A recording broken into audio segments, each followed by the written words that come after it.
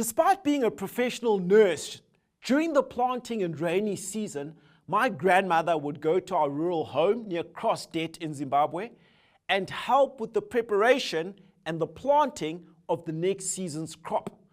It was tough, back-breaking work, but she took it upon herself that this would be part of her many contributions to her family. The reality is that in many parts of the African continent, women are the majority when it comes to agricultural work. The reasons for this are numerous and historic. They include that men have frequently moved to urban areas to find formal employment and generate more consistent sources of income. Younger people, both male and female, have also been driven by this wave of rural to urban migration. The net result of this is that women, and actually more elderly women, end up making up the majority of the labor force for informal and emerging farmers in much of rural Africa.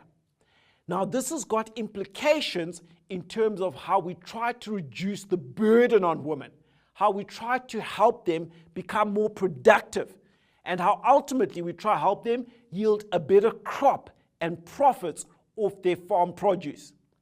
A big part of how we do this is also going to be how we understand how the agricultural sector is changing. It's becoming a lot more technologically sophisticated, a lot more commercially orientated, and a lot more globally integrated. And it's being impacted on by things like climate change and migration patterns.